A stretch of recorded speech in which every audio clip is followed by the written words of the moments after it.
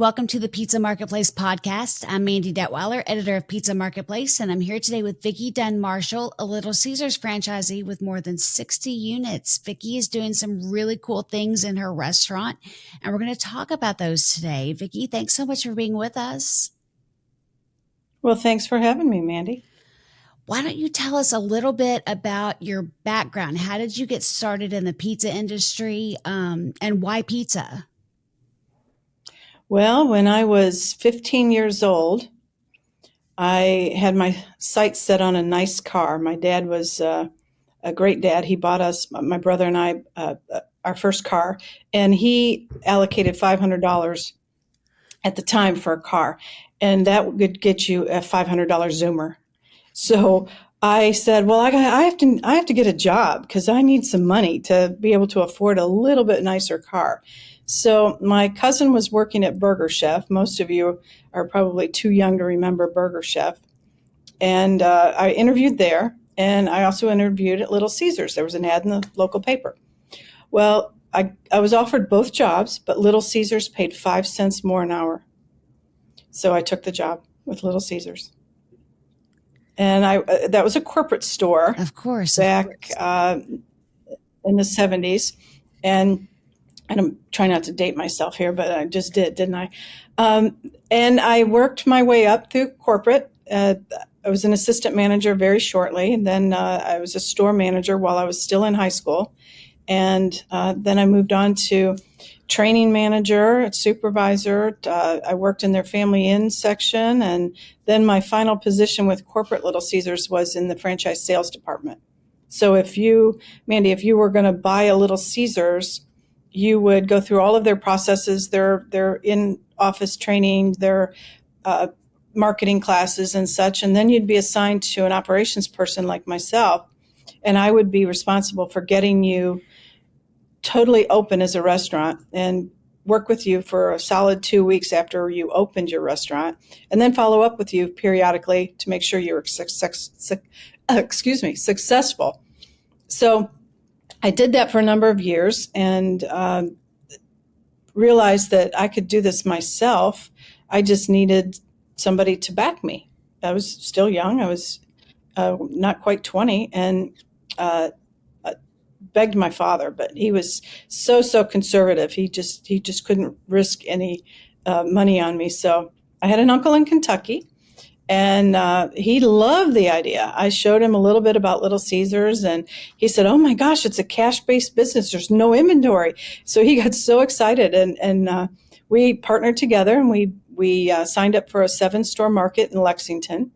And we opened 3 stores together. And then my dad at that point had realized that, hey, she was kind of right. So he and my mom left Michigan. I'm originally a Michigan girl. They left Michigan, and we started opening stores together and moved over to West Virginia for more territory. And now our market consists of southern West Virginia, eastern Kentucky, and southern Ohio. Well, one of the cool things that you do in your restaurant as part of your social responsibility is you raise money for police canine units. That's awesome. Tell us a little bit about that. Okay. My marketing director, Sabrina Donahue-Moore, and we always are brainstorming on how we can improve our activities with the community and our involvement with the community. And one year we had a prison break in our market.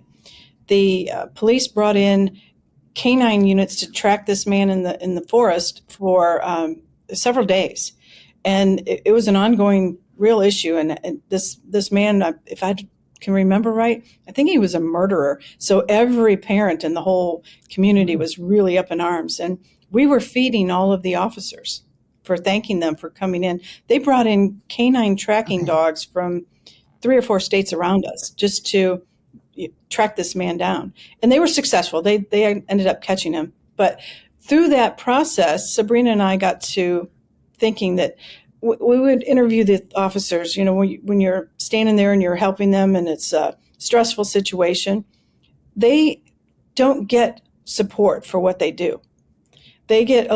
we do city, county, and state in our law enforcement agencies. And most of those agencies might get a stipend for their canine partner. But most of the expenses that the officers, the human officers, they have to pay for the dog, the food, the vet, and then all the training that the dogs go through. It's an ongoing process. They get certified every year, and they have to have so many, sort of like CPE working hours. So we thought when we look at a donation of our dollars, which we work hard to get, and our community involvement, we want to make a difference. Anybody in the pizza business gets bombarded with requests for donations. You have the cheerleaders on Saturday doing a car wash, or you have a school function wanting us to feed their group, or you have a church organization or a sports team, or the list goes on and on and on. Well, we wanted to make a difference with our donation dollars. So we set a budget, and then we've kind of vet our request and filter our request, because as a business owner, you only have so many dollars that you can give back or allocate towards supporting the community in order to keep your business afloat. I mean, it's easy to figure that out. So when we were analyzing our we call it ROI, return on investment, we thought, oh my gosh, what if we help support these canine officers because they don't get any funding? And the idea was born, and that was back in 2019. We decided we would ask the communities to help support our effort, and we developed a campaign plan. Sabrina is fabulous at this. She came up with a poster that goes into the lobbies of the restaurants. It looks like a little thermometer. You can see as each week as we gain money, we fill it in, and you can see it grow. And next to that, we post a photo of the canine officer. Sometimes the human officer gets in there too, but mostly it's all about the dog. So the community gets to see the officer. We have his name and his little bio. Some of these things, these dogs are so darn cute. So it gets us involved, the community involved. And hey, if it's a small community, where we're at in West Virginia, a lot of the markets where we have stores are very small rural communities. So they know their dog, whether it's Ruger or Spot or whatever they call them. We kind of develop a passion for it. So we have loyal customers that watch that thermometer barometer. We usually do this every year in April. We kind of wanted to stay away from all the rest of the events in the markets.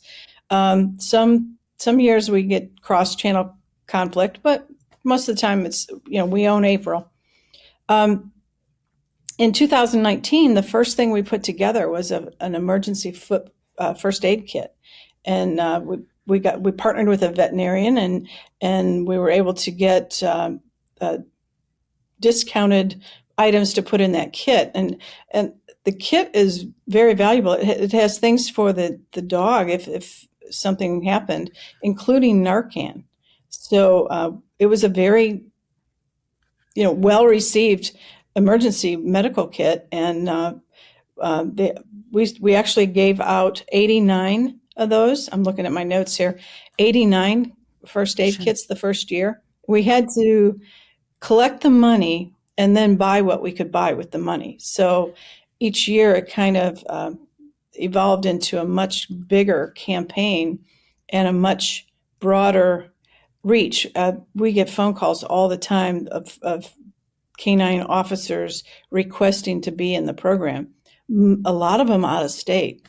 And Sabrina fields calls all the time from, hey, I saw that you did this program. How can we get involved? And this is an officer in Oklahoma or something. And this is a community effort by us. So far, we have dreams and aspirations to take it nationwide. And wouldn't that be nice? But as we grow this thing, we can add people. But I'm getting a little sidetracked here. But this particular year, 2024, we have increased, and we now serve 80 law enforcement departments. Wow. And we were able to give over 200 kits. First year it was 85. This year it's 200. And so the Dogtra GPS tracking collar was our 2021 project. In 2020 it was COVID, so we didn't do a campaign. The dog tracking collar was such a needed item, and it was near and dear to our hearts because of the start of the idea was the tracking canines in the year 2019. So, and we still get comments from officers that those collars are still being in use, and they're so grateful. The folks that the officers that we help are so grateful, and they just they can't wait to see how we're going to help them the next year. So we just love that. In 2022, Sabrina came up with, by the way, we poll the officers, whichever ones would respond to our request for a survey. We poll them and ask them what would be a necessary item, what's on your wish list. And she came up with a spill-proof water dish that hangs in the back of the car, and leashes, collars, just the basic items. These law enforcement officers have to reach into their pockets deeply to buy the basic items. So we are so proud to be able to just hand over a little essentials kit and watch the reactions on their faces. We, to motivate our managers, we were on a Zoom call one year, I can't remember which year this was, and we had this officer give us a testimonial. He was in his car. It was perfect setting. He was in his car. He probably had his phone out in front of him, but right between the seats was his dog.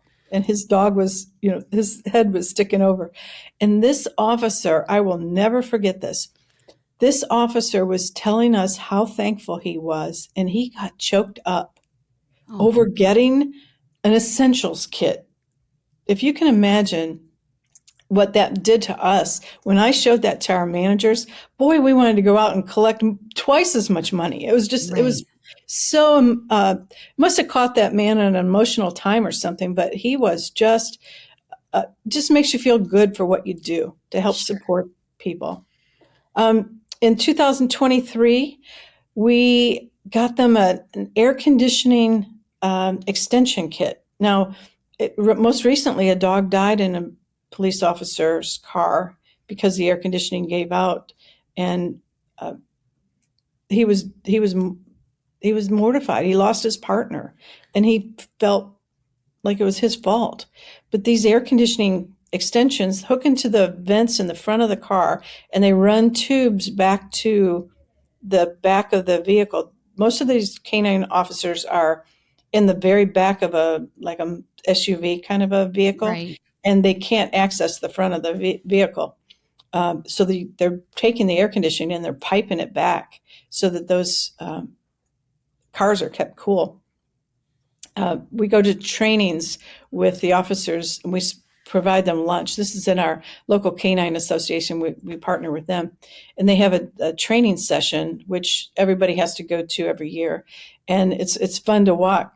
When you park your car outside, all of the police cars are outside with the cars running, and their canine officers are in there. You walk by and everybody's barking at you.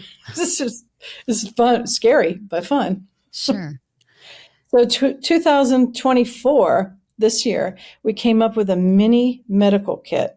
It's one that an officer can wear on his, these officers wear 100 pounds of gear anyway, and what's another little pack to put on there? And we were able to deliver in 80 law enforcement departments, but Little Caesars has 62 of our locations. All of the West Virginia franchise owners, plus a little bit over the state borders, participated in this program this year. So we were able to deliver over 200 mini medical kits. So we That's can't wait fantastic. to poll the officers next year and say, okay, what is it that you'd really like? What what would you like to see us get you? What are you missing?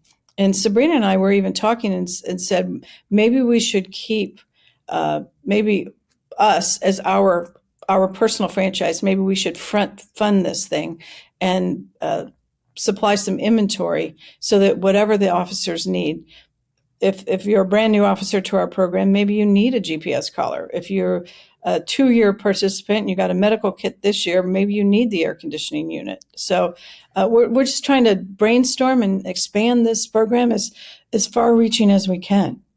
So I'm super proud of what we're doing. And corporate Little Caesars is their involvement has been, they've been so supportive. We just love that they're backing a franchisee in a passionate program that we chose to do.